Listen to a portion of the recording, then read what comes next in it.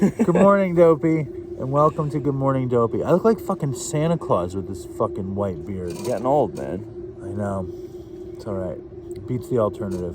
So, What's the alternative? Dying. Oh. Man. We're on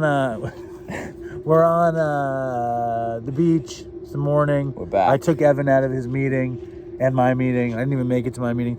I'm trying to get Dopey hoodies made for DopeyCon at the last second, and I'm trusting some weird dude. I have fucking, look at this. You ready for this? It's like, what up? Baller. I'm just fucking throwing. I have too much money in my. Here, is this? You're like a rapper, man. Yeah. What's up? What's up with that? I have too much money, and I'm trusting some weird guy to make hoodies. Is that a mistake? Dopey Nation, leave it in the comments. I want to apologize to Sloppy Jones again for. What'd you do to Sloppy Jones? Well, Fucking umbrella, man. here, let's move over. All right. I don't know if you know about Sloppy Jones. I see him comment. Sloppy Jones was one of my sweet mates in college. Oh, really? A very sober guy. I didn't know that. He would wear, he had green hair and would wear his hair in pigtails and carried a lunchbox and had a very, very hot girlfriend. And played in cut out of the screen. and played in a death metal band.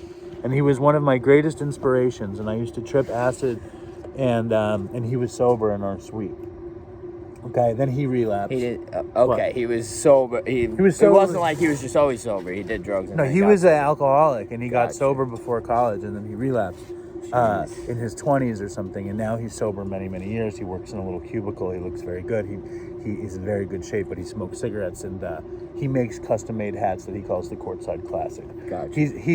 He's probably not coming to DopeyCon because I don't know if you know about this, but there's something we did called the DopeyCon theme song challenge. Yeah, I saw that. Garrett entered a death metal song on the last episode.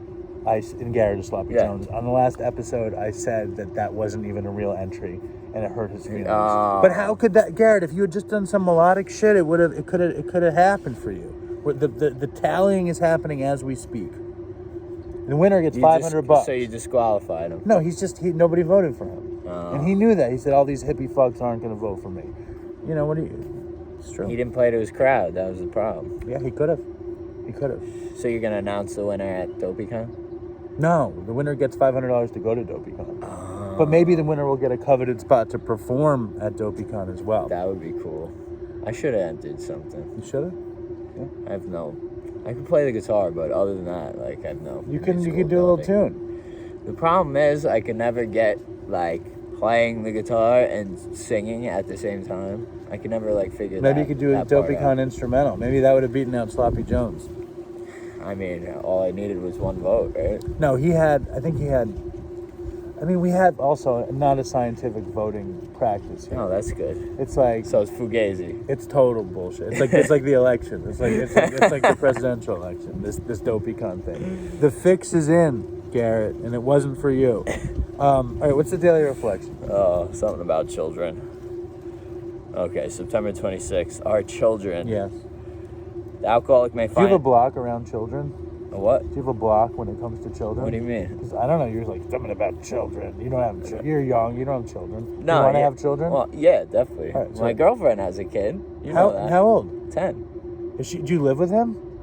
Her and I'm about to live with them once I start my job. With the 10-year-old. Yeah. Nice kid. Great kid. Amazing. That'll be interesting. Very sweet. I forgot about that. Yeah.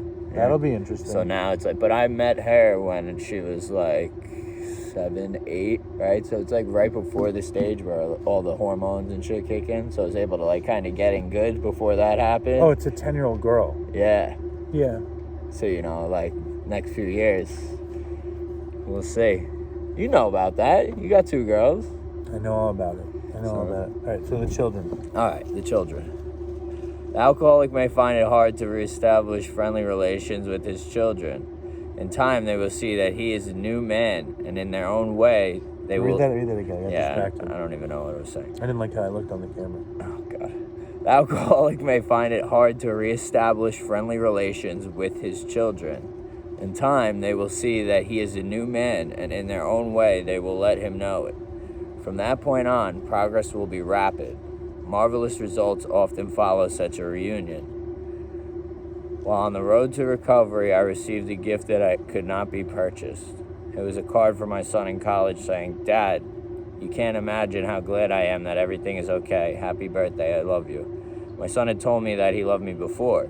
It had been during the previous Christmas holidays when he said to me while crying, "Dad, I love you. Can't you see what you're doing to yourself?" I couldn't. Choked with emotion, I had cried, but this time when I received my son's card, my tears were of joy, not desperation. What do you think about that? It's a nice story. You don't seem... No, I think it's a nice story. I think that, I think my older daughter, there's a narrative of my older daughter's first 4.5 years of life that I was not sober. And, the narrative was that, I was not in her life. And I was in her life, but I was not sober in her life. And I think that plays a part, in reality. You know what I mean? I like to pretend it didn't happen, but it did. Right. And am I the most incredible father that's ever been? Maybe. But probably not. You know what I mean? I think you're probably a hell of a lot better father now that you're sober, Goes without saying. Right. And I spend a ton of time with both of my kids. And but as she becomes a teenager, there's there's things that are going to go wrong. There's rifts, there's maturity. Now, I guess the point of this is you're probably a better parent if you're sober. I think that's the point of the daily reflection today. Yeah. Which is why I think the daily reflection is bullshit. Well, I think also, one of the guys here, he shares, I don't want to say his name, but he, didn't talk to his daughter after he got sober for, 2 years. And then he finally just, met back up with his daughter. And, this was, he could have easily, been like, oh, I actually don't know who you're talking about. I'll tell you after. Yeah, okay. But, he could have very easily been like, I don't have the most important thing in my life, so, what's the point of getting sober? But he continued to stay sober despite the fact that his daughter wouldn't talk to him for 2 years. And inevitably, by continuing to do the right thing, eventually he got back in contact with his daughter and now has a relationship with her. And I think that's the bigger picture in general, which is every daily reflection. If you consistently do the next right thing, everything will come back to you. Yesterday, we were at the anniversary meeting. It was an anniversary meeting. And there was a guy, and I sacrificed my wisdom for bad jokes, as I often do. What's wrong with me? You got a lot of laughs, I think. But I had so much good stuff to say, and then I went straight for the dumb shit. I've been regretting that since yesterday. But there was a guy who celebrated 4 years yesterday. Cried his eyes out. Oh, yeah. And he's a tough guy. And it's a big biker dude.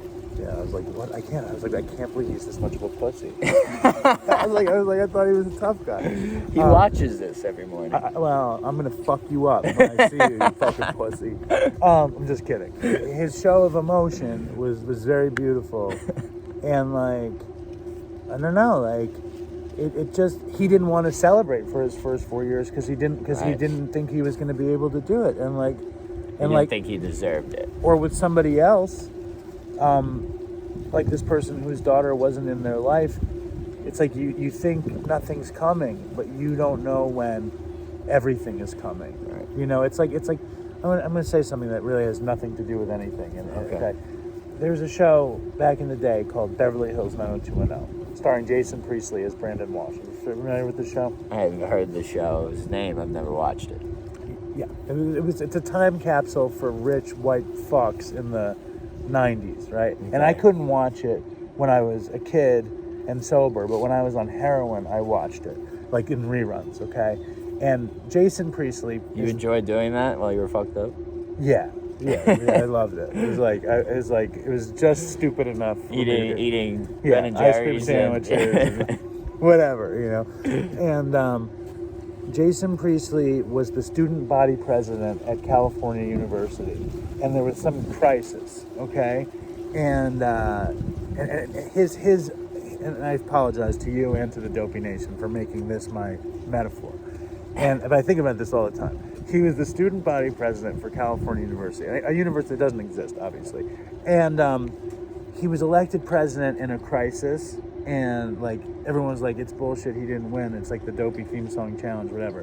But every day he went to the council meeting, even though no one respected him or his presidency, and he opened the meeting and he closed the meeting every day, regardless.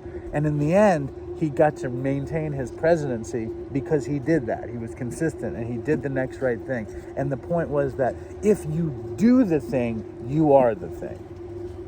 I know that's a long road to get to the point. That was. But if you do the thing, you are the thing. It's a marathon. It's not a sprint, you know? Right. But if you're running, then you're a runner. You can't just say you're a runner and not be running. You can't be a father. You can't want your kid in your life and not be sober. You can't be the student body president of California University if you're not opening and closing the meeting. Am I making sense here? Not really. Oh, wow. Listen, the question is, do I give this guy $900 or not? Yeah, I think you have to. I don't have to. What's the other option? Spend not money. Not have hoodies? That you could always do that. The hoodies look good though, remember? I like the hoodies a lot. I'm gonna buy one. If not, if they look terrible though, or if they're not there. What would you do if you were me? You would give them the money. I'd probably give them the money, but I also got on a lot of drug deals in my life by just being like, I'm just gonna trust them and give them the money. So. Yeah, I mean. But this is not a drug deal. Well, it feels like one. I was like, where do you want to meet? He's like, how about the Speedway in Bayport? I think I could have gone to his spot, but I was like, but because I'm lazy, I was like, let's meet halfway in between. I think it'll be fine. What do you guys think? Good idea, bad idea? All right. You should just give him the money. I think this was the best daily reflection we ever did. I love it. All right. Thank you. Stay strong, Dopey Nation. Thank you, Evan. Leave comments. Everyone liked you. You saw that? Everyone was so happy you were back on the daily reflection. I saw it. It's very nice. Beats what Howie gets. Stay strong, everybody. Fucking toodles for Chris. Fucking toodles for Chris.